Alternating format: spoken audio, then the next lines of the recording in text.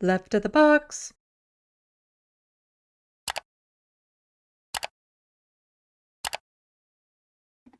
Next, we have program helping Northern Ontario ERs stay open set to expire. So, in Ontario, something that we've been running into a lot of problems with are ERs, especially in northern and rural communities, just shutting down.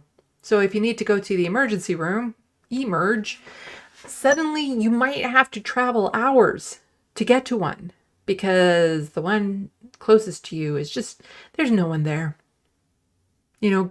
Either travel hours or go back during, during work time hours next week or something. And the thing is that it's hard to get doctors and staff out to these rural communities because there's not much there to offer them. Sometimes the communities are very small. There's not much in the way of infrastructure. They're hard to reach. They're out in the middle of nowhere. So, it's important to provide people with everything they need to survive and thrive, to help incentivize them to go to these more remote areas. A program that helps rural and northern Ontario hospitals avoid temporary ER closures is set to expire at the end of the month, with no signal from the government as to whether it will be extended, made permanent, or simply end. Many of the province's more isolated hospitals rely on doctors from urban areas filling shifts on what is known as locum basis, and temporary locum program pays the premium as an incentive. I don't know if I'm saying this right, but we'll go with it. Rural and northern hospitals have said the program helped them keep their emergency department doors open as they struggle with shortages of local doctors, but its future is uncertain after the current expiry date of March 31st. We're getting dangerously close to that April 1st when we'll be without that incentive for locums, said Tim Vine, CEO of North Shore Health Network, which has 3 sites between Sault Ste. Marie and Sudbury. So we wait with great anticipation and hope that it will be continued. So many of our programs, our publicly funded programs, are like that. There's no consistency, there's no security. So programs that people can end up relying on, thinking that they can go to, it's just constantly anxiety driven as to whether or not it will be there come next month, come the renewal. And it's so frustrating because how do you budget? How do you anticipate? How do you make plans around it? How do you schedule? How do you build a life around things that might not be there but are so desperately needed? Let's just skip down to NDP health critic France Gillens said the government needs to come up with a permanent solution instead of constantly renewing the program on a temporary basis at the last minute. I don't know why they keep doing this, she said. There are no Uber physicians who are just waiting on the phones to ring so they can go up north. That doesn't exist. I mean, they book their locums a long time in advance.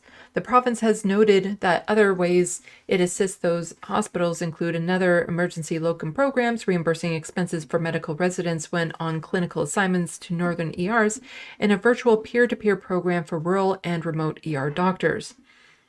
That other emergency locum programs is meant as a backup, said Melanie Goulet, recruitment and coordinator for health professionals at Notre Dame Hospital in Hearst, Ontario. Having something like that in temporary locum program in place permanently would be helpful, she said. It would be nice to know we have this program and we're not always scared. Are we going to have it next month? She said. I can't imagine what it's like to live in these communities where it's like, if an emergency happens, you have to check to see if your ER is even open before you can go.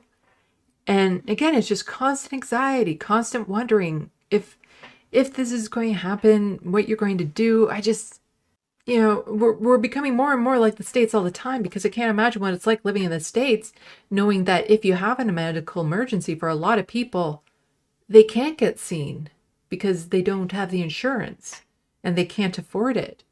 And they can't be put in the position of being in medical debt for the rest of their lives. The tests and stuff that I need, the specialists I need, it's taking a while. True. It's not costing me anything, at least not yet. One of them might be, because it's only limitedly covered for certain things. But there's been so many times I've had to go to the hospital where if I had to pay or go into debt for it, I wouldn't have gone. And any one of those times, had I not gone, there's a chance, that I wouldn't be here. As much as I gripe about our healthcare system, it has saved my life 5 times over. And that's why I'm so concerned about it. I don't want people to have to worry about where they're going to get their healthcare. We shouldn't have to be going through this. Like, Canada should be working on expanding its healthcare to make it actually universal. Instead, we have conservative premiers doing everything they can to privatize it.